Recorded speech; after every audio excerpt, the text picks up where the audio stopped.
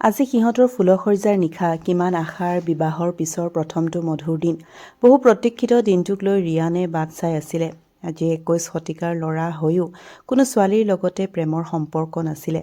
মাক দেউতাকে চাই দিয়া ছোৱালীজনীৰ লগতে সি এখন সুখৰ সংসাৰ গঢ়িবলৈ আগুৱালে। তাৰ লাজো লাগিছে, কাৰণ অইন ল'ৰাৰ দৰে বিয়া ঠিক হোৱাৰ পাছতো সি তাইৰ লগত কথা পতা নাই। কি ক'ব, কেনেকৈ আগবাঢ়িব? সি তাৰ কোঠাত সোমাই আহিছিলে। তাই বিচনাখনতে শুই আছিলে। তাৰ চিন্তাই হ'ল, কেনেকৈ জানো আগুৱাব? কি ক'ব বাৰু তাইক? নাই, তাৰ লাজ লাগে। সি কোঠাৰ পৰা বাহিৰলৈ ওলাই আহিলে। বৰ দিগদাৰ হ'ল। কি কৰিব বাৰু সি এতিয়া? সি তাৰ বন্ধু ৰঞ্জনক ফোন লগালে। হেল্ল' ৰঞ্জন।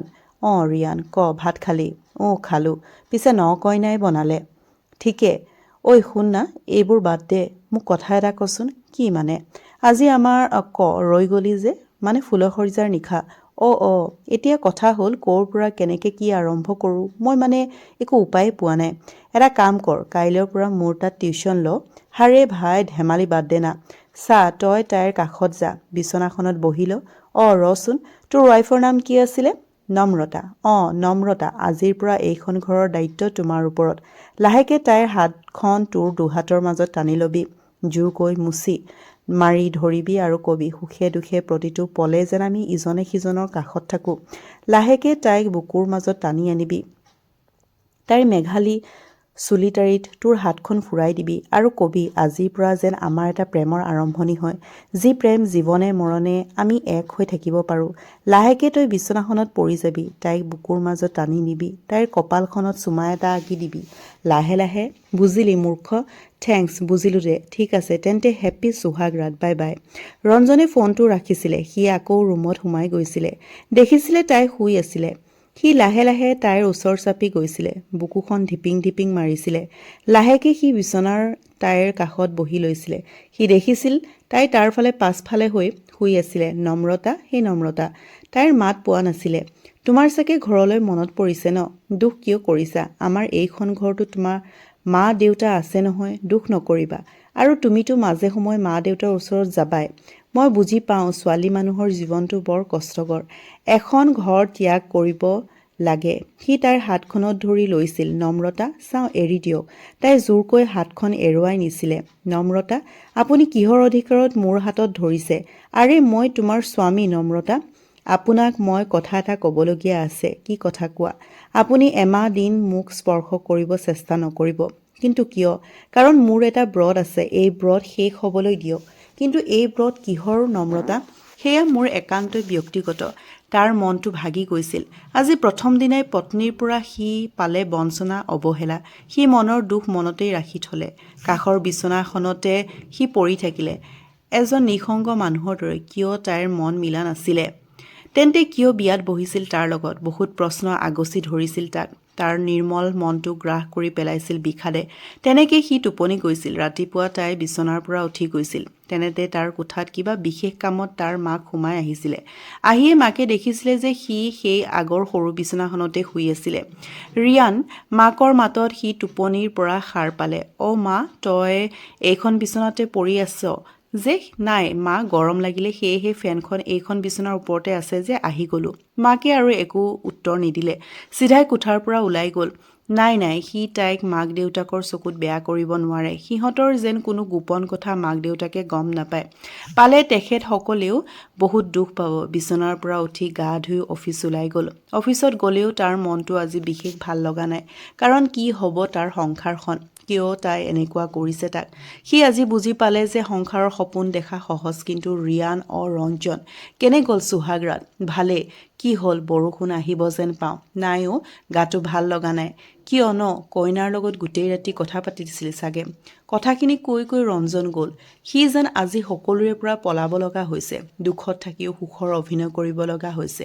সি তাইলৈ এবাৰ ফোন লগালে। ব্যস্ত আছিলে তাই। কিছু সময় পাছত আকৌ লগালে। হেল্ল', কি কৰিছা? শুই আছোঁ। নম্ৰতা, তুমি কি খাই ভাল পোৱা? কিয় সুধিলে? নহয় মানে, মই অফিচৰ পৰা যাওঁতে ৰেষ্টুৰেণ্টৰ পৰা লৈ যাম। নালাগে দিয়ক, মই একো খাই ভাল নাপাওঁ। কাম কৰক। তাই ফোনটো কাটি দিছিলে। তাৰ হিয়াখন ভাগি গৈছিল। অফিচৰ পৰা ঘৰত আহি সি তাইক চিঞৰি চিঞৰি মাতিছিল। বাই, সি আহিলে। তাৰ কাণত পৰিছিল তাইৰ কথাখিনি। সি অহাৰ লগে লগে ফোনটো কিয় কাটিলে? সি আহিল বুলি তাই ফোনত কাটিব লাগে নেকি? তাৰ মনত নানা প্ৰশ্নই বাহ ল'লে। এনেকৈ এদিন দুদিন গৈ থাকিল। সি দিনে দিনে মানসিকভাৱে ভাঙি পৰিলে। মাকৰ আগত মৰা হাঁহিটোৰ আঁৰৰ কান্দোনে তাইক বেছি দুৰ্বল কৰি পেলায়। সি তাইক বিজি পাই মোবাইলটো আহি চেক কৰে, কিন্তু ক'তা কোনো ফোন নাম্বাৰ নাথাকে। মানে ডিলিট। কিয় ডিলিট কৰে নাই নাম্বাৰবোৰ? সকলো কথা আজি বন্ধু ৰঞ্জনৰ লগত শ্বেয়াৰ কৰিলে। আৰু সি তাক এটা বুদ্ধি দিলে, নম্ৰতা, এয়া লোৱা তোমাৰ উপহাৰ। কি এয়া? খুলি চোৱা। তাই একে উশাহতে পেকিংটো খুলিলে। ৱাহ, নিউ মোবাইল। তোমাৰ বাবে কথাখিনি কৈ সি আঁতৰি গ'ল। এতিয়া তাই নতুন মোবাইলৰ লগতেই ব্যস্ত। সেই দিনটোৰ পৰা সি যেন তাইৰ কাৰণে আকৌ বেছি গুৰুত্বহীন হৈ পৰিছে। তথাপি তাৰ কোনো আক্ষেপ নাই আজি। সি মাত্ৰ অপেক্ষা কৰিব তেনে এটা দিনৰ, যিদিনা ৰহস্য ফাদিল হ'ব অভিশপ্ত ফুলশয্যা।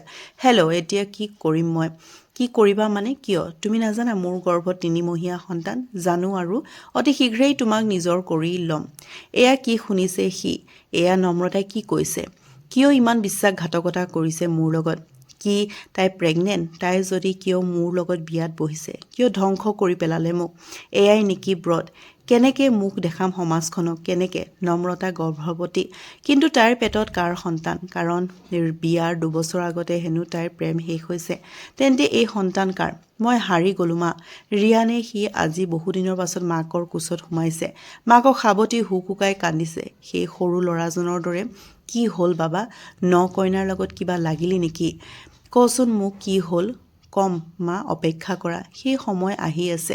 ল'ৰাৰ চকুত চকুপানী দেখি মাকৰ হিয়াখন ভাগি গ'ল। কোনো দিন নকন্দা ল'ৰাজনে আজি কান্দিছে। কিন্তু কিয়? মাজনী। নম্ৰতাই ৰিয়ানৰ ওচৰ চাপি আহিছিল। তাৰ কান্ধত হাতখন দি কৈছিল, আপুনি কি উত্তেজিত হৈছে? ঐ চুপ, আৰু হাত এৰা, মোক স্পৰ্শ নকৰিবা তুমি। আজি ময়ো ব্ৰতত আছোঁ। নম্ৰতাৰ দেউতাকৰ বুকুখন কঁপিব ধৰিছিল। কি হ'ল বাৰু ৰিয়ানৰ? মোক শাস্তি দিলে আপোনালোকে? কিয় মোৰ জীৱনটো ধ্বংস কৰাৰ ষড়যন্ত্ৰ কৰিলে? কি হ'ল তুমি চিধাকে কোৱাচোন। এজনী পেটত অবৈধ সন্তান লৈ থকা ছোৱালীক মোৰ লগত বিয়া পাতি দিলে। কি যেন ধুমুহা গাজনিৰে বজ্ৰ পৰিলে। সকলো বহাৰ পৰা উঠি ল'লে। মিছা কথা। আপুনি মোৰ ওপৰত মিছা অপবাদ জাপি দিব চেষ্টা কৰিছে নহয়। অপবাদ? ঠিক আছে, তোমাৰ মোবাইলটো দিয়া। মোৰ মোবাইল আপোনাক কিয় লাগে? প্ৰশ্ন নকৰিবা। তাই ভয় ভয়কৈ তাৰ হাতত মোবাইলটো তুলি দিলে। সি ৰেকৰ্ডিং কেইটা উলিয়াই সকলোকে শুনাই দিলে। নম্ৰতাৰ দেউতাকে বহাৰ পৰা উঠিলে আৰু তাইৰ গালত প্ৰচণ্ড চৰ সোধালে। ঐ কুলক্ষণী, কলংকিনী, ডাইনী, ব্যভিচাৰিণী, আমাৰ বংশ মৰ্যাদা শেষ কৰি পেলালি তই। তোক মই কাটি দুটুকুৰা কৰি সোৱণশিৰিত পেলাই দিব লাগিছিল। কিয় কিয় এই দুখন হাতেৰে মই তোক তুলি তালি ডাঙৰ দীঘল কৰিলোঁ। সেই ৰিয়ান, মোৰ এই হাত দুখন তুমি কাটি দিয়া না। এজন বৃদ্ধ মানুহে আজি হুকহুকাই কান্দিছে নিজ সন্তানৰ কুকৰ্মৰ কাৰণে। আপোনালোকে বিশ্বাস কৰক, মই এইবোৰ একো কথাই জনা নাছিলোঁ। মই এইবোৰ কথা মাকক কেনেকৈ ক'ম? আৰু এই পাপৰ বোজা মই কেতিয়াও ল'ব নোৱাৰোঁ। এতিয়া আপুনি তাইক সোধক, এই সন্তানৰ পিতৃ কোন? সুধিম বোপা, সুধিম। এই অবৈধ সন্তানৰ পিতৃ কোন? ঐ তই কচোন, এই যে তোৰ গৰ্ভত এটা নিষ্পাপ শিশু আকৃতি আৰম্ভ হৈছে, সেই শিশুৰ পিতৃ কোন? তাই এটা শিলৰ ভাস্কৰ্যৰ দৰে থিয় হৈ ৰ'ল। সেই ফুলশয্যাৰ নিশা বিবাহিতা মানুহৰ বিশেষ দিন। সেই ফুলশয্যাৰ নিশা মোৰ অভিশপ্ত। তুমি কোৱা, তোমাৰ গৰ্ভৰ সন্তানৰ পিতৃ কোন? নাই, তাইৰ মুখৰ কোনো শব্দই নাই। তাইৰ ককায়েক অধৈৰ্য হ'ল। সি আহিয়ে তাইৰ গালত আকৌ এটা প্ৰচণ্ড চৰ। এইবাৰ তাই আৰু ৰৈ নাথাকিল। চিধা সিহঁতৰ কোঠালৈ দৌৰ মাৰিলে আৰু দৰজাৰ খিলি বন্ধ কৰি দিলে। তাইৰ গৰ্ভত থকা সন্তানটোক কৈছিলে, দেখিলি কিমান যন্ত্ৰণা মানুহ হৈ জীয়াই থকাৰ। তই এইখন পৃথিৱীত আহিব নোৱাৰিবি। মানুহে তোক চাই হাঁহিব, মুখ জোকাব। পৰিচয় কি দিবি? যদি তোক সোধে তোৰ পিতৃ কোন? কিয় জীয়াই আছোঁ মই? কি আশা লৈ, কি সপোন লৈ মই যে একো ক'বও নোৱাৰোঁ। এয়া কি পাপৰ শাস্তি? তাই উচুপি কান্দিলে। বহু সময় হ'ল তাই দৰজা খোলা নাই। সকলোৰে ভয় লাগিলে। তাই ভিতৰত কিবা অঘটন ঘটোৱা নাইতো? নম্ৰতা, যুদ্ধ কৰা, যুদ্ধক্ষেত্ৰ এৰি নপলাবা। নাই, তাইৰ কোনো উত্তৰেই নাই। তেন্তে নম্ৰতা এইখন পৃথিৱীত নাই নেকি? নম্ৰতাই আত্মহত্যা কৰিলে নেকি? সেই সন্তানৰ পিতৃৰ পৰিচয় ওলাবনে? আপোনালোকক মই কৈছোঁ, আপোনালোকে তাইক এইখন ঘৰৰ পৰা লৈ যাওক। তাই আমাৰ ঘৰৰ বোৱাৰী হৈ থকাৰ যোগ্য নহয়। ৰিয়ানৰ খংবোৰ আজি শেষ নহ'ব। বোপা, হোমৰ জুইক সাক্ষী কৰি তোমালোকৰ বিবাহ হৈছিল, আৰু পেটত থকা সন্তান থকা গম পোৱা হ'লে মই কেতিয়াও তাইক তোমাৰ ওচৰত অৰ্পণ নকৰিলোহেঁতেন। গতিকে তাই তোমাৰ পত্নী, তুমি যি কৰা কাটি টুকুৰা টুকুৰ কৰি নদীত ভহাই দিয়া, বাহিৰত গৈ বিক্ৰী কৰি আহা, সকলো তোমাৰ কথা। আজিৰ পৰা পাহৰি যাম যে মোৰ এজনী সৰু মৰম লগা ছোৱালী আছিলে। আজিৰ পৰা মই ভাবিম তাইৰ মৃত্যু হৈছে। মাটি বন্ধকীত থৈ তাইক বিয়া দিছিলোঁ। চকুৰ পানীৰ নৈ বৈ গৈছিল মানুহজনৰ দুচকুৰে, যেন কিবা বিপদ ঘণ্টা বাজিছে। এখন শান্তিৰ ঘৰত আজি দুখৰ নৈ বৈছে, কান্দোনৰ উচুপনিৰ ৰোল উঠিছে। বলিয়াৰ দৰে হৈছে শান্ত শিষ্ট ৰিয়ান। সি ঘৰলৈ দৌৰ মাৰি গ'ল। কিবা অঘটন হৈ থাকিব যোৱা নাইতো। তাৰ এই ৰূপ মাক দেউতাকে কেতিয়াও দেখা নাই। সি হিংস্ৰটোৰ দৰে আজি গৰ্জন মাৰি উঠিছে। সকলো মানুহ নিশ্চুপ হৈ চাই থাকিলে। কিছু সময়ৰ পাছত সি ওলাই আহিলে, এখন হাতত পেট্ৰল আৰু এটা হাতত মেচিদাখন। ৰিয়ানে মাকে চিঞৰি উঠিছিলে, মা, মোক মোৰ কাম কৰিবলৈ দিয়া। সি সিহঁতৰ শোৱনি কোঠাত সোমাই গ'ল। তাৰ পাছে সকলো সি শোৱনি কোঠাত গৈ ন-কইনাই লগত অনা যৌতুকৰ বিচনাখনত পেট্ৰল ঢালিলে। তেন্তে জুইৰ শিখা লগাব লওঁতে মাকে দৌৰি গৈ তাৰ হাতখনত থাপ মাৰি ধৰিলে। ৰিয়ান, তই কি কৰিব ওলাইছ? সকলোৱে যেন মন কৰিছিলে তাৰ দুচকুৰে চকুপানীবোৰ বাগৰি আহি তাৰ বহল বুকুত চুইছিল। বাবা, ৰিয়ানৰ দেউতাকৰ মুখেৰে ওলাইছিল মাত্ৰ এটা শব্দ। সি বিচনাখনত বহি পৰিছিল। নম্ৰতাৰ দেউতাক আৰু ককায়েকে নীৰৱ দৰ্শক হৈ চাই আছিলে। এইখন বিচনা, যিখন বিচনাত তাক মোক শুবলৈ নিদিলে, যি সুন্দৰ দিনটিত তাই মোক তাইক স্পৰ্শ কৰিবলৈ মানা কৰিলে, তাই হেনো ব্ৰতত আছে। সেইকাৰণে সেই দিনটো হৈ পৰিলে মোৰ কাৰণে অভিশপ্ত ফুলৰ শয্যা। সকলো জ্বলাই দিব দিয়া না মোক, মা।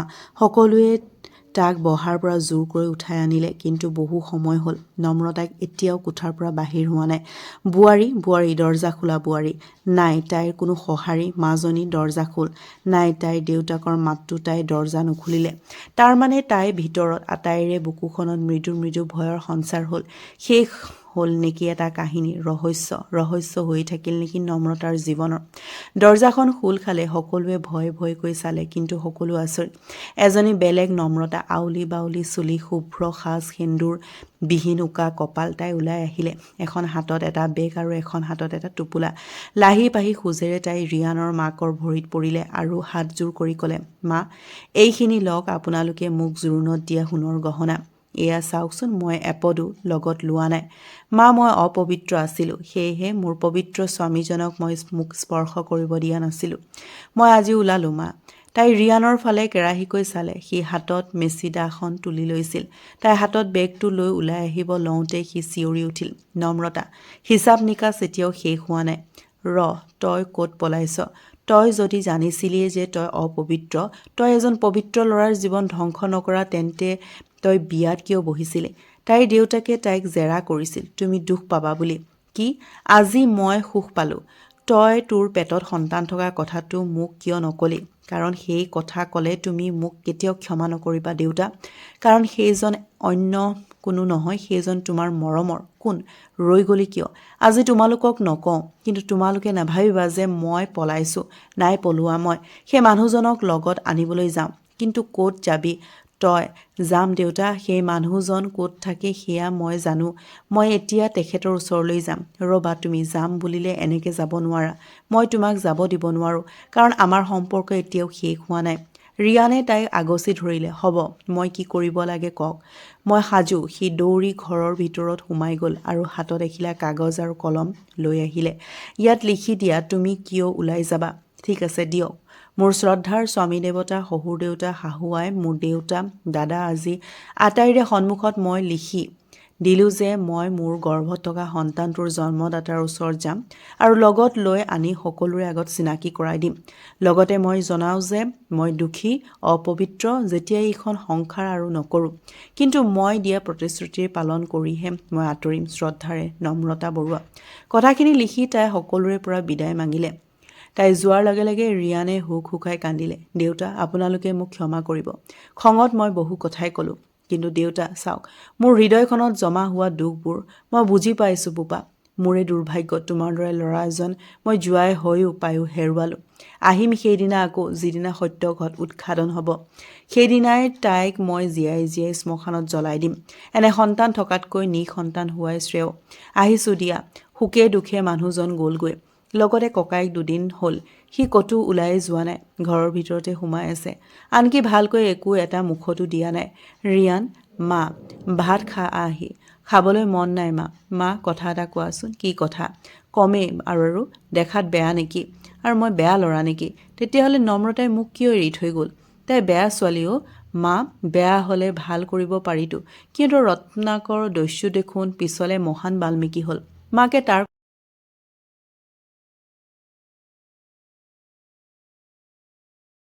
মাকে তাৰ কথা শুনি চাদৰৰ আঁচলেৰে চকুৰ পানী মচি উঠি গ'ল নম্ৰতা তোমাক মই বহুত ভাল পাই পেলাইছিলোঁ তুমি ইমান ধুনীয়া আছিলা মই তোমাক বহুত সুখত ৰাখিলোঁ হয় তোমালৈ ধুনীয়া ধুনীয়া কাপোৰ আনি দিলোঁ হয় সি অকলে অকলে বকি থাকিলে সি পাহৰি গ'ল বহু কথাই দুদিনতে সি বলিয়া হৈছিল সি ন কইনা নম্ৰতাৰ প্ৰতি এনেকৈয়ে ভাগেনে সপোন এনেকৈয়ে ছিগেনে বান্ধোন কোনে ক'ব মোক আজি গোপনে গোপনে কোনে ক'ব পাৰোঁ কোন মোৰ আপোন তেনেতে তাৰ ফোনটো বাজি উঠিছিল সি স্ক্ৰীন নোচোৱাকৈয়ে ৰিচিভ কৰিলে হেল্ল' মই নম্ৰতাই কৈছোঁ নম্ৰতা কোৱা তোমাক আনিব যাম আজি সন্ধিয়া আপুনি কাহিলীপাৰালৈ ওলাই আহিবচোন ঠিকে আছে মই গৈছোঁ হ'ব ৰাখিছোঁ সি সন্ধিয়া দৌৰাদৌৰিকৈ ওলাই মনটো যেন তাৰ আজি বহুত ভাল ৰিয়ান ক'লৈ যা মা মই আহি আছোঁ কথাখিনি কৈ সি বাইক ষ্টাৰ্ট কৰি গুচি গ'ল তাৰ নম্ৰতাৰ ওচৰলৈ